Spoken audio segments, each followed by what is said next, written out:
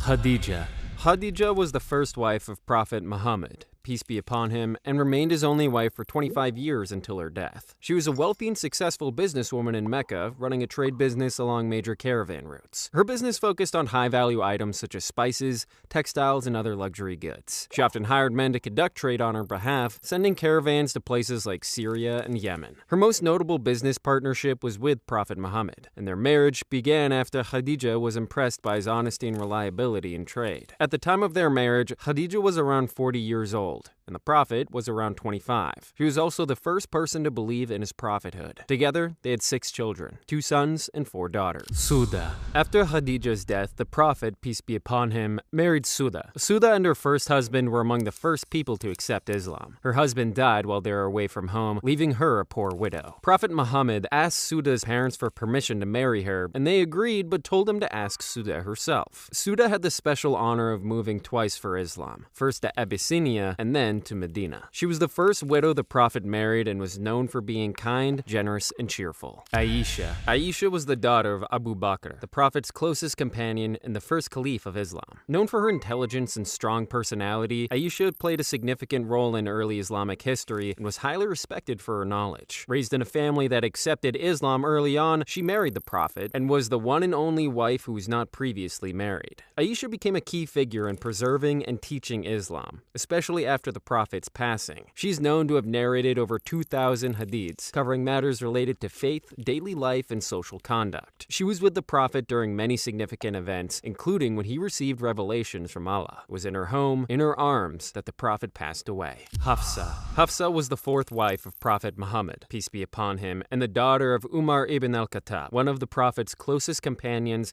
and the 2nd caliph of Islam. She was married before but became widowed at a young age. Shortly after, she married the Prophet, strengthening the bond between her family and the Prophet's household. Hafsa was known for her intelligence, devotion, and ability to read and write, which was kind of rare for women at the time. Like Aisha, she also memorized the Quran and was deeply committed to her faith. Hafsa was given the unique responsibility of safeguarding the first written copy of the Quran, known as the Musaf. This copy was given to her by her father after his death. Zaynab. Zaynab was known for her generosity and kindness, earning her the nickname Mother of the Poor. She came from the Banu Hilal tribe and was the first wife of the Prophet who was not from the Quraysh tribe. Zaynab was initially married to another man, but after he was killed in a battle, she became a widow. Prophet Muhammad married her, providing her with support and companionship. Their marriage was brief, though, lasting less than a year before she passed away. Due to her early death, there are not a lot of details about her life, but she is remembered for her being kind and generous to those in need. Salma. Salma was known for her wisdom, patience, and resilience. She was originally married to Abu Salma, one of the early Muslims, and together they emigrated to Abyssinia to escape persecution.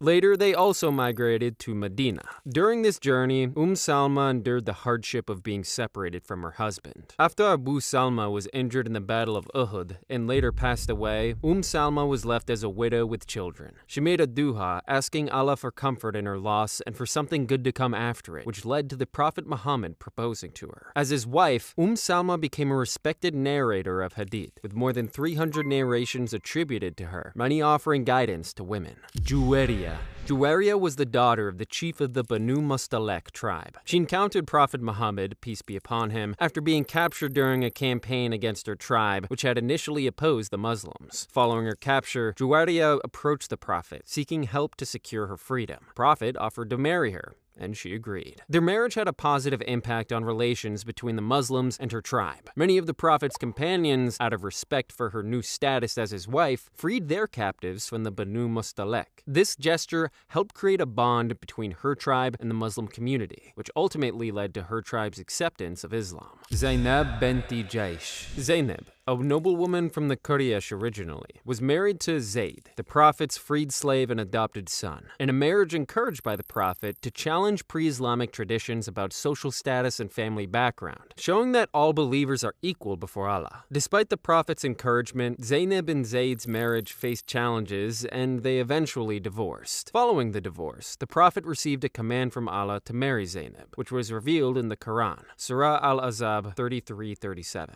This marriage served as an important purpose in Islam, clarifying that adopted sons are not the same as biological sons, especially when it comes to family ties and marriage rules. Habiba, also known as Ramla, was the daughter of Abu Sufyan, a prominent Quraysh leader who initially opposed Islam. Despite her father's position, Habiba accepted Islam early on and showed strong faith even under difficult circumstances. Habiba and her first husband were among the early Muslims who migrated to Abyssinia to escape persecution in Mecca. Sadly, her husband passed away, leaving her alone in a foreign land with a young daughter. When the Prophet learned of her situation, he sent a marriage proposal to her through the king of Abyssinia, who was an ally of the Muslims. The king facilitated the marriage, providing her mahr on behalf of the Prophet and helping her at the time when she needed support. Safiya was the daughter of a Jewish tribe leader known as Banu Nadir. After the Banu Nadir tribe was expelled from Medina, they settled in Khaybar. When the Muslims were victorious in the Battle of Khaybar in 629 CE, Safiya was among the captives. The Prophet invited Safiya to accept Islam, and she agreed, after which he married her. Due to her Jewish background, some of the Prophet's other wives would occasionally tease her. The Prophet comforted Safiya by advising her to remind them that her husband was Muhammad, and her father was the Prophet Aaron, and her uncle was the Prophet Moses. Maymuna was the last wife of the Prophet Muhammad, peace be upon him, and was known for her kindness and good character. Originally named Bara, she offered herself in marriage to the Prophet, expressing her desire to join him in marriage. The Prophet accepted, and they got married. Maymuna lived with the Prophet for just over 3 years, until his passing. She was the last woman the Prophet married. Her nephew, Abdullah ibn Abbas, who became one of the greatest scholars of the Quran, learned much from her knowledge and insight.